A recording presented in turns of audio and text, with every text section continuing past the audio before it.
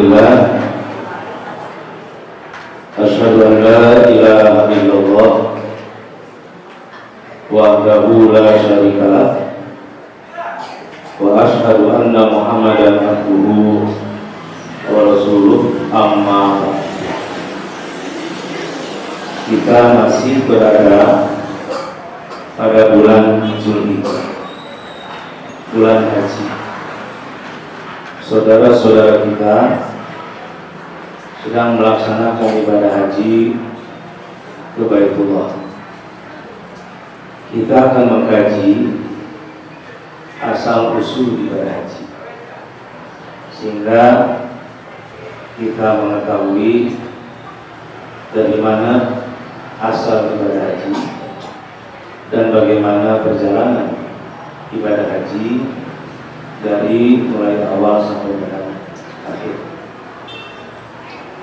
Awal ibadah haji telah diisyaratkan oleh Allah di dalam surat Tur ayat 4. Allah berfirman, "A'udzubillahi minasyaitonirrajim. Wat-tur wa kitabin mastur fi raqqin mansur wal baitil ma'mur." Dalam ayat yang keempat surat Tur tertuang kalimat bait makmur. Allah bersumpah dalam ayat ini adanya bait makmur dan tentang bait makmur. Di mana bait makmur itu? Bisama isabiha, di langit yang ketujuh, di atas. Lalu apa yang ada baik di langit yang ketujuh itu? Tatufu bihil malaikat, para malaikat tawaf di sana, di bait makmur. Seperti Ka'batil musyarrafah di ahlil ardi, seperti Ka'bah yang penduduk bumi tawaf di sana. Jadi kalau di bumi Ka'bah tempat tawafnya orang, kalau di langit adalah bait makmur yang tawafnya para malaikat. Nah, bagaimana tentang sampainya al-bait di bumi? Ali bin Husain menjelaskan yang dikutip oleh Abbas Karoro. Inna Allaha ba'atsal malaikata, Allah mengutus para malaikat. Nah, ini awal mula bait Ka'bah ada di bumi.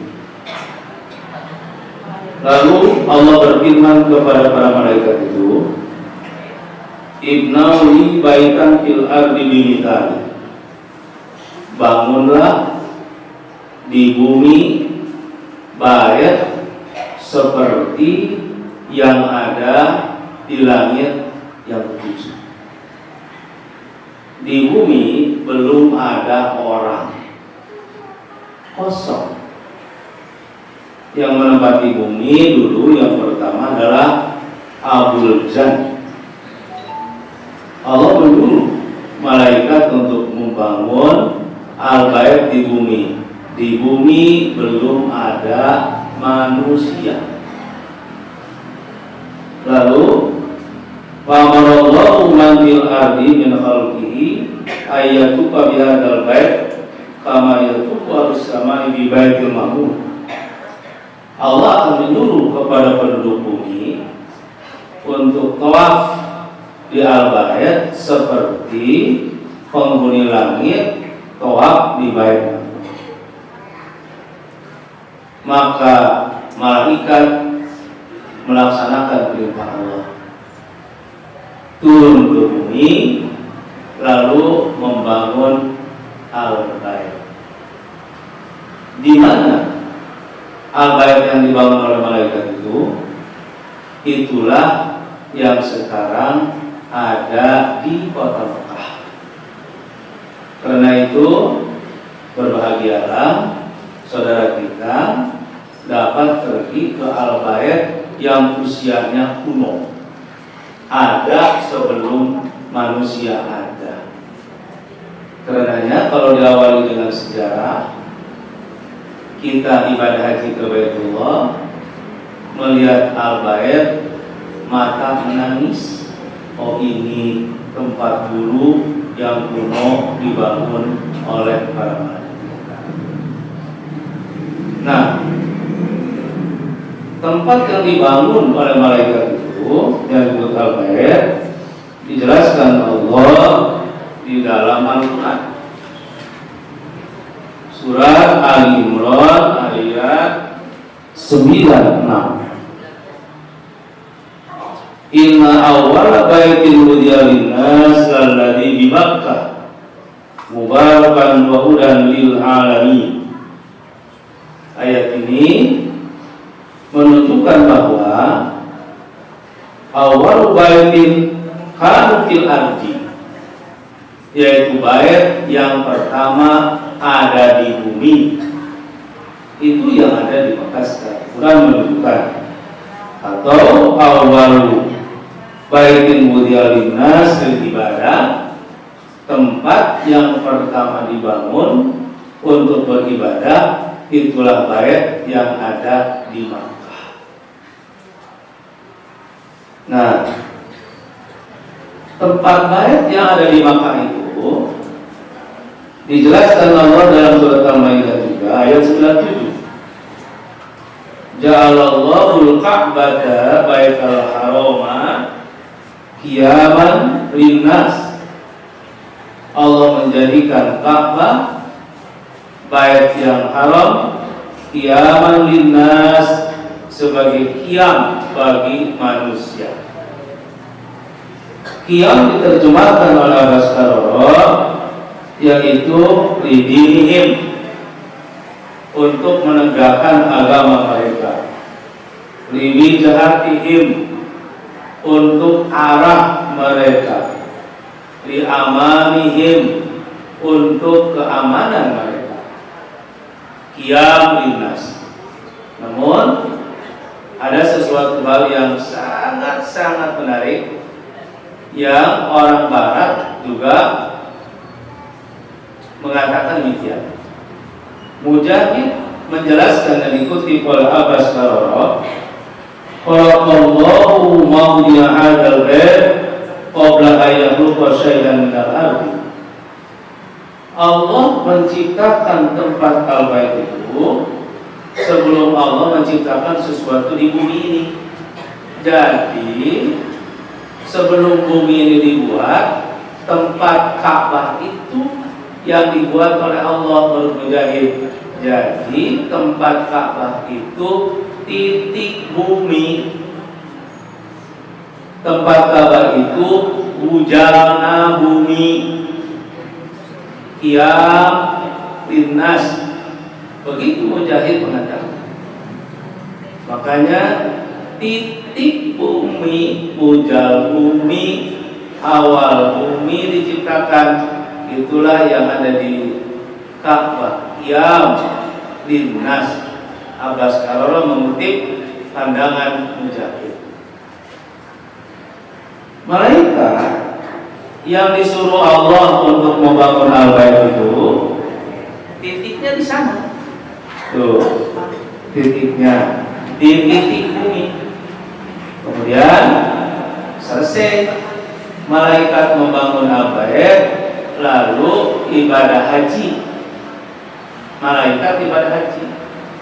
Maka yang pertama melakukan ibadah haji adalah para malaikat.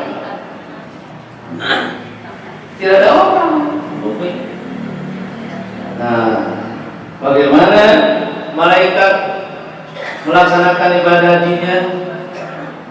Abbas Karoro menjelaskan, yastarimul hajarah, malaikat istilam pada al-bait itu. Lalu tawaf 7 kali dengan bacaannya 4, subhanallah walhamdulillah wala ilaha illallah wallahu akbar. Nah, setelah tawaf lalu malaikat itu melakukan sholat 2 rakaat fi jauhihi di tengah al-bait. Sederhana haji malaikat, istilam, tawaf, sholat, intinya tawaf.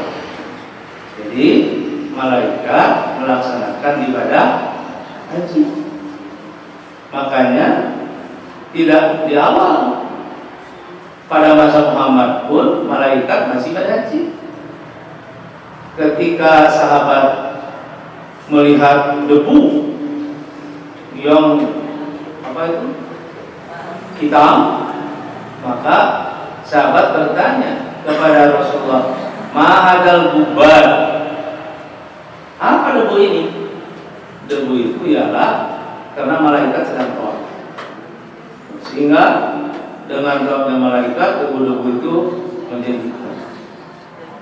Nah, jadi ibadah yang pertama dilakukan oleh para malaikat. Setelah itu Adam turun ke bumi. Adam turun ke bumi di Hindi, lain dibangun itu di Hindi, India Utara. Lalu Adam diperintah Allah untuk membangun al-bait. Nah, ketika ada mengatakan ya Rabbi, mali asma'u aswabil malaikah, wahai Tuhanku, aku tidak mendengar suara-suara malaikat bertasbih dan bertakbir. Maka Allah berfirman, ada khati'atuka ya Adam, ini karena kesalahanmu. Maka Allah merintahkan, idhab fabnihi baitan fatuk bihi wadkurni Allah. Pergilah, bangunlah al-bait, lalu tawaflah di sekelilingnya, sebagaimana engkau melihat para malaikat tawaf. Adam tidak tahu dengan Hawa di mana mesti membangun al-bait. Maka ditunjukkan oleh Jibril.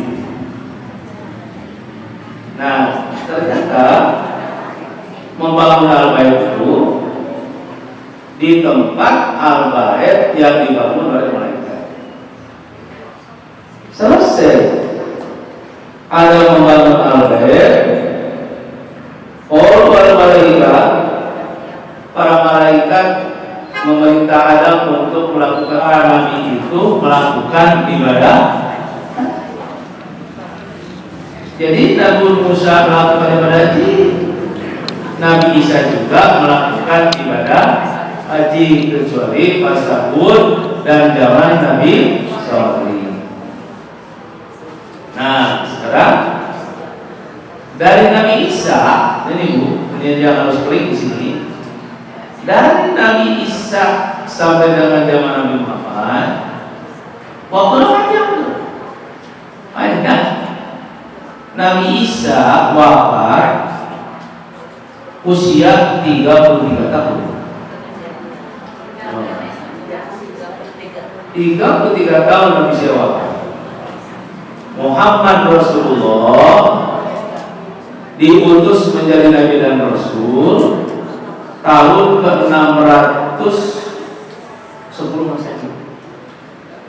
Rasulullah diutusnya. Sama itu, dari mulai Nabi wafat sampai dengan Muhammad diutus jadi Nabi 610. Jadi 610 diambil 3 33. Maka aku hitung. Ya, mana tukang dagang teh? Tukang dagang sekolah liter, anak hitung-hitung padi.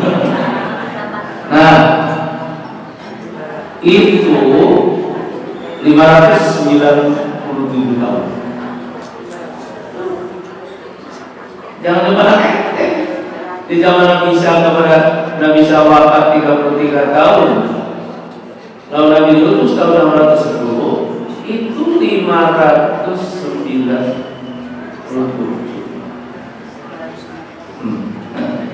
Itu lebih lama dibanding dengan Indonesia dijajah. Ini 597. Nah, begitu Muhammad diangkat menjadi Rasul, 13 tahun di Mekah, itu tidak bisa melakukan ibadah haji karena ancamannya dibunuh. Makanya tambah sekarang 597 gitu ya. 577 ya, 610 diambil 3 adalah 577. 577 ditambah 13 selama di Mekah karena belum bisa ibadah haji, ditambah lagi di Madinah 7 tahun. Jadi 597 karena baru diperintahkan Fathul Makkah itu tahun ke-8. Ya, sekarang selama 597 tahun itu dari Nabi Isa kepada Nabi Muhammad ada apa dengan ibadah haji? Maka ibadah haji tenggelam lagi. Kalau di zaman Nabi Nuh, Hud dan Sholih, ibadah haji tenggelamnya oleh banjir, oleh air. Kalau sekarang dari Nabi Isa kepada Nabi Muhammad selama 597 tahun itu adalah tenggelam oleh musyrik. Ibadah haji tauhid yang diajarkan oleh Nabi Ibrahim itu. Jadi ini kilonya. Jadi, nah, apakah hilang ibadah haji? Tidak. Cuma ibadah haji diganti dengan haji musyrik. Jadi timbullah haji jahili. Ibadah hajinya orang-orang Arab jahili, orang musyrik. Orang-orang Arab jahili itu ibadah haji, tapi ibadah hajinya ibadah haji yang disertai dengan syirik, lenyap ibadah haji ajaran Nabi Muhammad. Nah, bagaimana ibadah haji jahili itu? Divisi kurang red nomor dia mahal. Ibadah haji ke kan benar jadi jahili. Nah, satu talbiyahnya. Kalau acara Nabi Muhammad talbiyahnya labbaik Allahumma labbaik labbaik la syarika laka labbaik innal hamda wan ni'mata. Tapi kalau ibadah jahili talbiyahnya labbaik Allahumma labbaik labbaik la syarika laka labbaik illa syarikan walaka tamlikuhu wa ma malak. Jadi talbiyahnya labbaik aku datang memenuhi undanganmu, la syarika lak tidak ada sekutu bagimu, illa syarikan walaka kecuali yang menjadi sekutu bagimu itu ialah inilah patung-patung. Jadi musyrikan. Nah, tamliku wa mamala, engkau punya kekuasaan di Allah, patung pun punya kekuasaan. Jadi talbiyahnya musyrik syirik. Terus bagaimana tawafnya? Tawafnya maksufin, telanjang bulan, tidak berbusana, memakai pakaian. Kalau tawaf ajaran Nabi Ibrahim, masturin, tertutup. Karena itu urian. Tawaf Nabi jahili telanjang bulan, kecuali mereka menutupi parjinya dengan sebelah tangan. Nah, lalu apa bacaannya? Kalau bacaan tawaf malaikat Ibrahim, Adam Ibrahim, subhanallah walhamdulillah. Kalau mereka dalam tawafnya adalah yusbikun wa yusbirun, bertepuk tangan dan bersiul. Non bersiul deh. Jadi tawaf nanti balik keprok je. Selesai tawaf tahallul. Tapi tahallulnya bukan menggunting rambut. Tahallulnya menghalalkan seluruh tubuhnya kepada siapa saja yang mau. Kecuali satu yang tidak boleh, bercampur di depan Ka'bah. Bagian yang mereka tutup dengan sebelah tangan itu. Nah, sehingga mereka mengatakan setelah tawaf, al-yauma yabdu ba'duhu wa kulluhu. Hari ini badan saya tampak sebagian atau seluruhnya. Pama pada minhu para begitu, silahkan halal. Nah, kecuali yang tidak halal itu adalah yang ditutupi. Makanya mereka bebas, kecuali satu yang tidak mereka lakukan adalah bercampur di depan Ka'bah. Nah, ini haji yang berubah dari ajaran Nabi Muhammad, dari ajaran Nabi Ibrahim, Isa, lalu masuk pada masa Nabi Muhammad. Nah, sekarang pada masa Nabi, ya. Setelah jahili berarti haji pada masa Nabi Muhammad. Rasulullah yang diutus tahun 600 sebelum masa itu, 13 tahun di Mekah, melihat dengan mata kepala sendiri ibadah haji. Nabi menjadi saksi, tapi Nabi sendiri tidak bisa apa-apa. Hampir Nabi dibunuh karena adanya musyawarah di dalam Najwa. Maka Muhammad keluar dari Mekah atas perintah Jibril, hijrah Rasulullah dari Mekah ke Madinah, ditinggalkan kampung halaman, datang ke Madinah. Tahun ke-1, tahun ke-2, tahun ke-3, tahun ke-4, tahun ke-5, tahun ke-6 turun ayat untuk melaksanakan ibadah haji dan umrah tahun ke-6. Ayatnya waqimul hajja wal umrata lillah. sempurnakanlah ibadah haji dan umroh karena Allah. Nabi tidak bisa untuk melaksanakan ibadah di tahun ke-6 karena ancamannya mati. Maka tahun ke-6 Nabi melakukan umroh saja.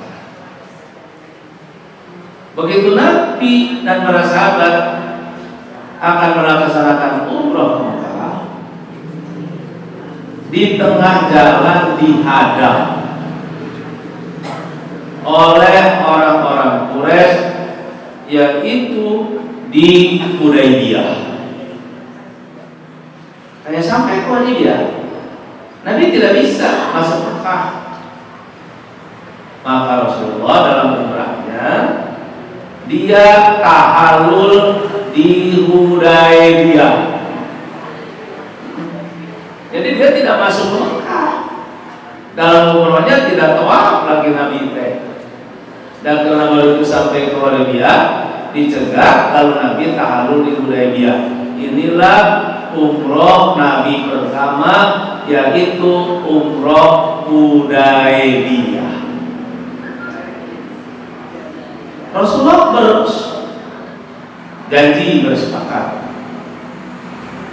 dengan orang-orang musyrik tahun depan, tahun ke-7 Hijrah akan umroh lagi. Maka mereka berjanji memberi izin masuk ke Mekah, tapi dengan 3 hari. Pergilah Rasulullah dengan para sahabat melaksanakan umroh yang kedua, bisa masuk Mekah, berikut tawafnya, tapi cuma 3 hari lalu keluar. Inilah yang disebut dengan umroh qadiyah. Maka umroh yang kedua dilakukan Nabi adalah umroh qadiyah tahun ke-7. Tahun ke-8 Hijrah ada perintah perang, Fathul Makkah, membebaskan, memerdekakan kota Mekah. Maka pergilah Nabi dengan 10.000 tentara dengan teori obornya. Setiap orang membawa obor sebanyak-banyaknya, sehingga begitu ketika Rasulullah datang ke Mekah dikurung dari atas gunung. Orang musyrik melihat obor yang begitu banyak, mereka melarang Abu Sufyan kepada tentaranya jangan melawan karena jumlah orang muslim sangat banyak, padahal yang banyak adalah obornya.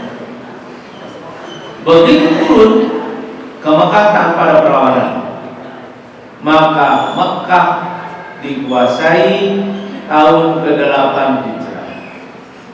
Nabi melaksanakan umroh dari Jirona. Ini umroh Nabi yang kedua. Nah, setelah tahun ke-8, tahun ke-9,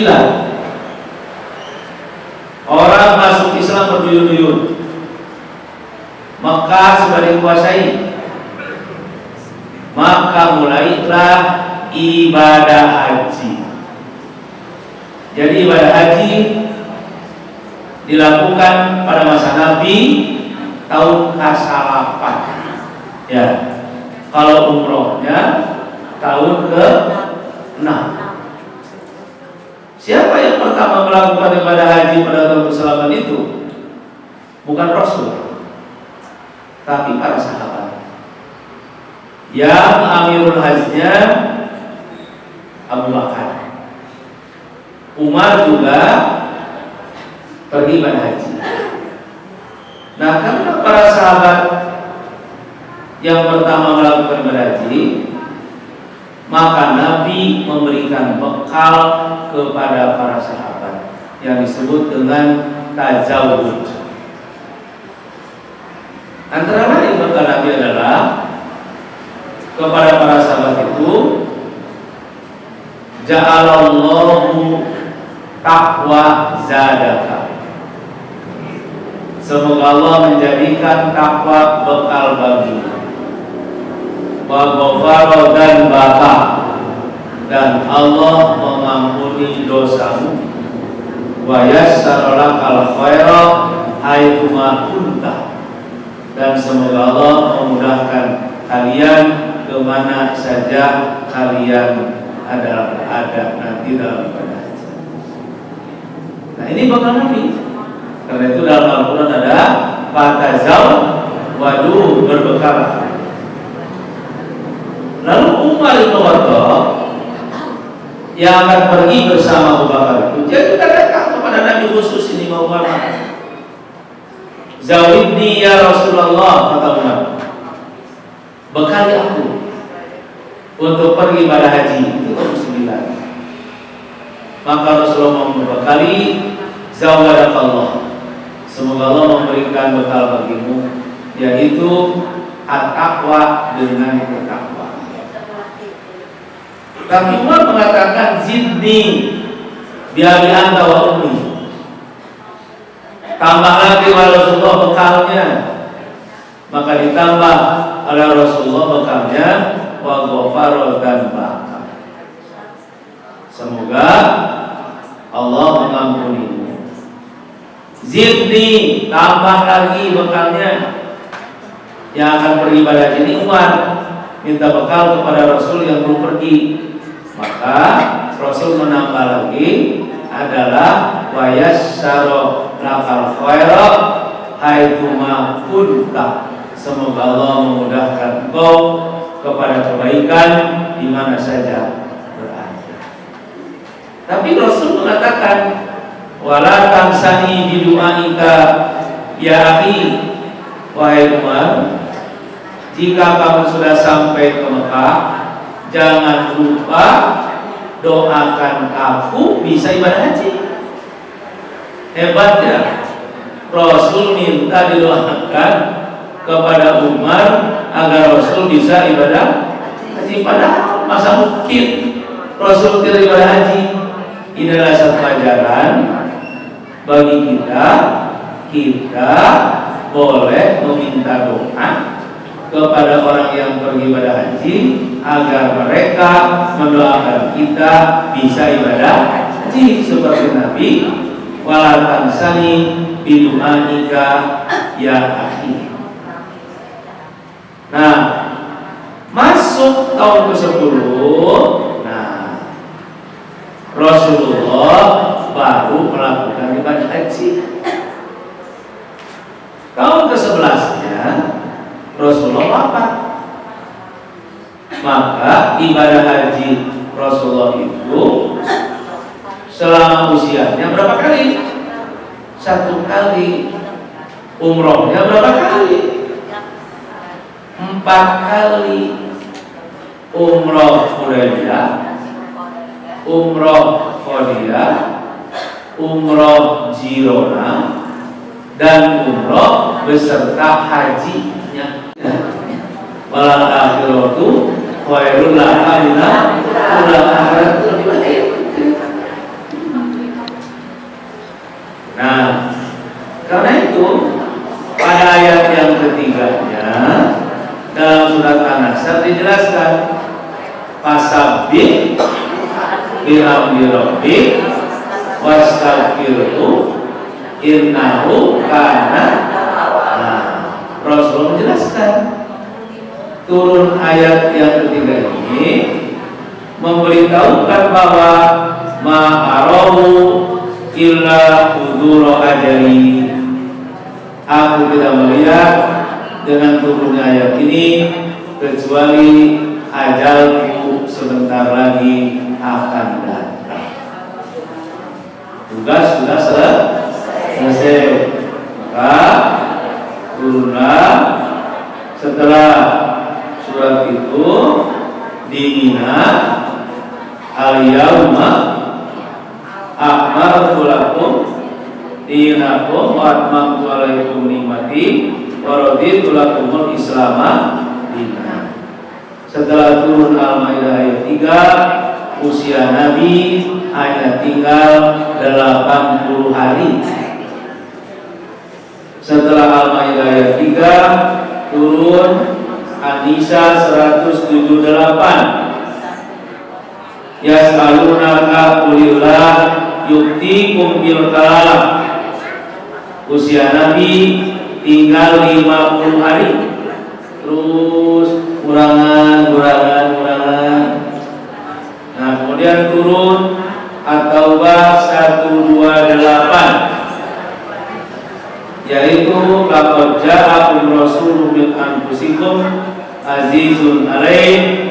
Usia Nabi hanya tinggal 35 hari.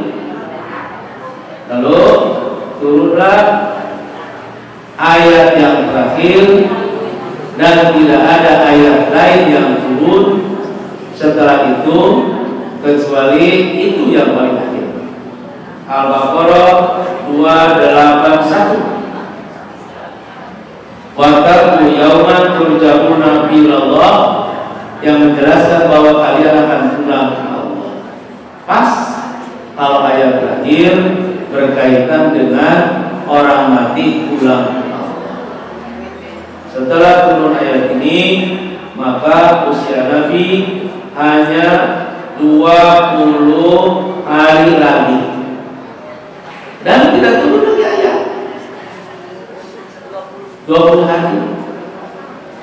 Nah, pada 20 hari inilah Rasulullah memperbanyak doa seperti perintah Nabi yang tadi, fasabbih ya rabbik wastaghfirhu innahu kana tawwaba. Rasul terus membaca subhanallah walhamdulillah wa astaghfirullah wa atubu ilaihi. Baca ayat-ayat terus, baca subhanallah walhamdulillah wa astaghfirullah wa atubu ilaihi 20 hari. Itu sering digunakan oleh Rasulullah dengan membaca. Datanglah sakit pada Nabi. Sakitnya lain kolesterol, lain darah tinggi, lain jantung, lain stroke, tapi sakit Nabi humma wasuda. Humma adalah panas, ya sudah pusing. Jadi sakit Nabi panas tiris. Ya, panas tiris sederhana. Makanya dengan penyakit Nabi yang panas itu yang mengawali Rasulullah wafat. Sederhana. Makanya kebetulan ngaji mengibu panas tiris. Nah, wafatlah Rasulullah hari Senin tanggal 12 bulan Rabiul Awal tahun ke-11. Selesai tugas Nabi membersihkan dan mengembalikan ibadah haji kepada ibadah haji kaum yang sudah dikotori oleh orang-orang muslim. Jadi tergambar oleh kita sekarang, saudara kita senang dengan ibadah hajinya di Mekah, maka kita pun mendengar tentang sejarah ibadah bahwa ibadah haji itu ada sebelum manusia menempati bumi, dilakukan oleh para malaikat. Itulah kajian kita hari ini tentang asal usul ibadah. Terima kasih. Aku qauli hadza wa astaghfirullah li wa lakum. Wassalamualaikum warahmatullahi